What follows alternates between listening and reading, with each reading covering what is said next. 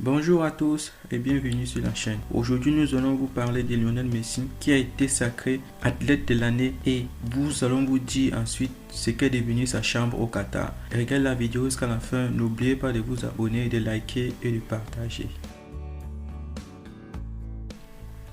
Avant de commencer, n'oubliez pas de vous abonner et de cliquer sur la cloche de notification pour ne pas manquer nos prochaines vidéos. Top, c'est parti! Une année pour la légende, un mois pour l'éternité. Cette fin d'année 2022 restera à jamais gravée dans l'histoire du football et du sport en général. Car après des années d'une quête frustrante, Lionel Messi est parvenu à décrocher le dernier titre qu'il manquait à son palmarès, la Coupe du Monde. Pour rendre l'affaire encore plus mythique, il en a plus mis la manière pour régaler Diego Maradona en 1986. Buteur lors de 6 matchs sur 7, l'enfant de Rosario, 35 ans, a terminé ce mondial au Qatar avec 7 buts au compteur et avec un doublé avec cette finale folle remporté au tir au but contre la France, 3 buts contre 3 par tir au but. Un récital tout simplement. Cette troisième étoile pour l'Albiceleste portait clairement sa marque. Durant ces quelques semaines au Qatar, il y avait d'ailleurs presque quelque chose de mythique dans son parcours. On l'a même vu rajeunir. Sur certains matchs, certaines actions ont ainsi revu Messi d'il y a quelques années, quand il avait encore des jambes pour effacer toute une défense par sa touche de balle hors de commun et sa capacité d'accélération. Au fil des jours et des prouesses, ce sacre planétaire semblait presque lui être testé, comme si l'un des meilleurs joueurs de l'histoire, si n'est le meilleur, ne pouvait pas finir sa carrière sans le plus prestigieux des sacres internationaux entre ses mains. Alors, qu'importe s'il n'a pas été étincelant au début de l'année avec le PSG pour sa première saison lors du FC Barcelone, 2022 portera son sceau. Car Messi, beaucoup plus séduisant depuis le début de l'exercice 2022-2023 à Paris, a réussi ce que tout le monde attendait de lui cette année: s'installer sur le toit du monde, histoire de compléter son palmarès hallucinant. Un mondial 2022, une Copa América 2021, 4 Ligues des Champions, une multitude de championnats nationaux et de coupes nationales et 7 ballons d'or, une carrière de légende et donc une année pour l'histoire. Son année en 5 dates. 23 avril, le PSG décroche le titre de champion de France, le premier sacre de Messi hors d'Espagne, mais ça n'efface pas son exercice délicat pour sa première saison lors du FC Barcelone. 1er juin, l'Argentine, tenante à la Copa América,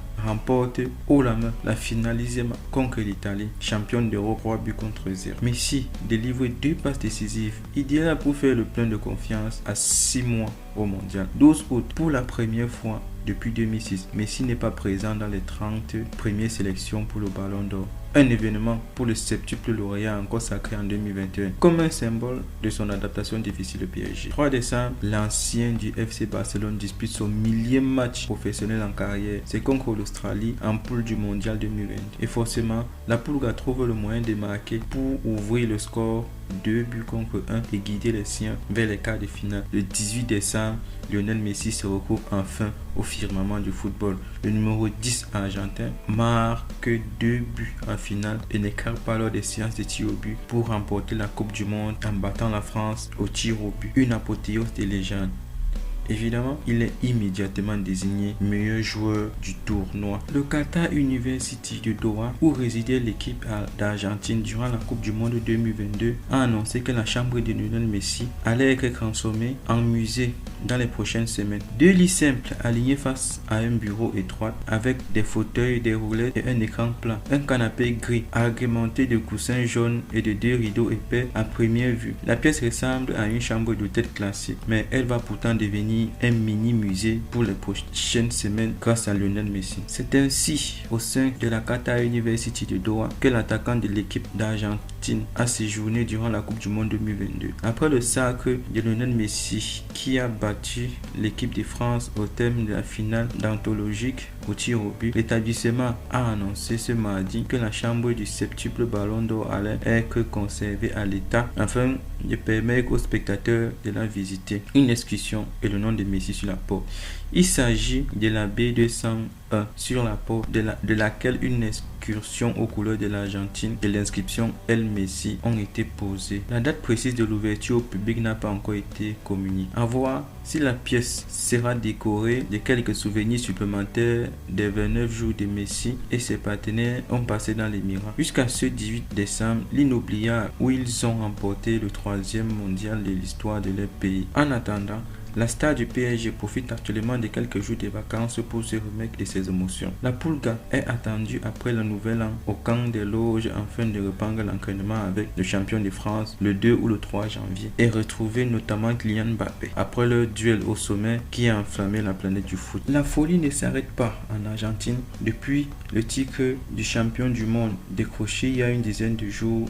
Alors que les tatoueurs du pays ne comptent plus de personnes voulant se faire graver sur la peau le visage de l'attaquant, l'élu meilleur joueur du tournoi. Voici maintenant que certains le verraient dans la peau du président. Le cabinet d'études argentin Giaco Consulte, un cabinet d'études argentin, vient de réaliser un sondage sur la popularité du joueur dans le pays. Sur 2500 personnes interrogées, 44% ont déclaré être prêts à voter Lionel Messi pour qu'il devienne le prochain président de l'Argentine, rapporte le Parisien mardi 27 décembre.